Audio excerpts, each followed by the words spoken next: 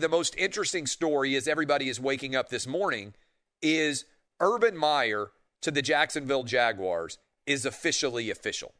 And to me, there are two pathways to follow here as you try to make a calculation in your mind of how this is going to go.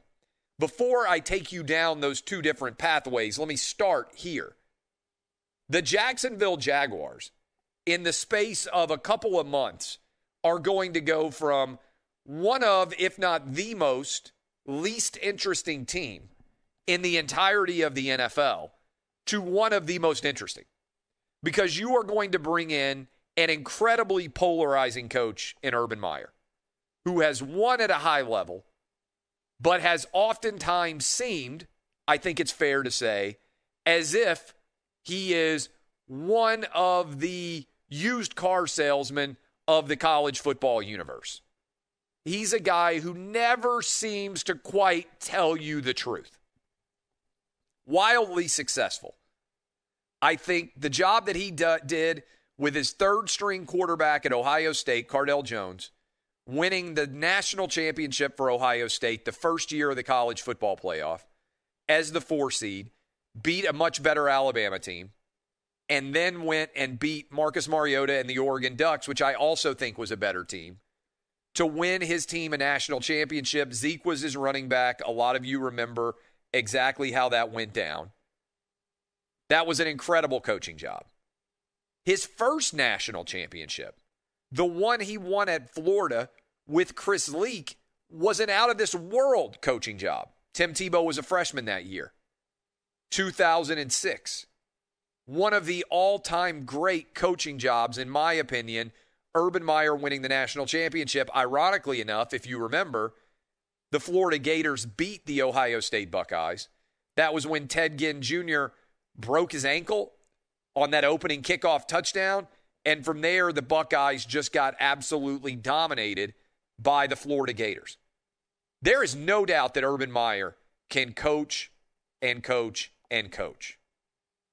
But he's used to being the king of the castle. He's used to running a relatively dominant, personality-driven championship caliber team. How is he going to transition when there are a lot of guys on this team making a lot more money than he is? And he doesn't have the same level of power. Also, the culture that Urban Meyer created at Florida, when he came out and said he was going to have the top 1% of 1%, it ended up devouring him. That was the Aaron Hernandez era, Florida Gators. There was a lot of off-the-field transgressions. And many people believe the reason why Urban Meyer fled Florida was because the locker room that he had built that allowed him to win a championship was also poised to devour him. Same kind of thing happened at Ohio State with the Zach Smith implosion of the culture of him as a head coach there. What kind of culture is he going to build in Jacksonville? And what kind of partnership is he going to be able to have with Trevor Lawrence, presuming they draft him? Now, there are a lot of college coaches who have come into the NFL with sterling resumes, and they haven't worked. Just look a little bit further down in Florida for Nick Saban at Miami.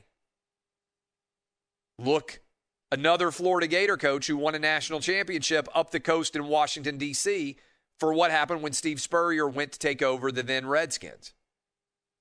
Will Urban Meyer have things in common with both of those coaches, or will he have something more in common with Jimmy Johnson, Pete Carroll, and Barry Switzer, guys who won national championships in college just like Urban, that later went on to be able to win Super Bowls?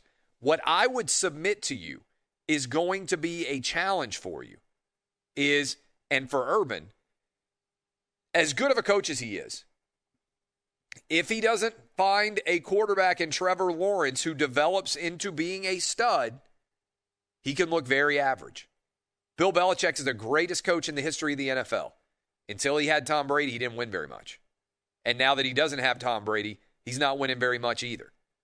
So really what Urban Meyer is wagering here, $100 million in cap space, 4 of the top 45 picks, that's great. But the question is Trevor Lawrence going to be an incredibly elite quarterback? If he is, then Urban Meyer's got a chance to win a Super Bowl. If he's not, then Urban Meyer is going to fail. So if Urban Meyer really believes in Trevor Lawrence, this is a brilliant move.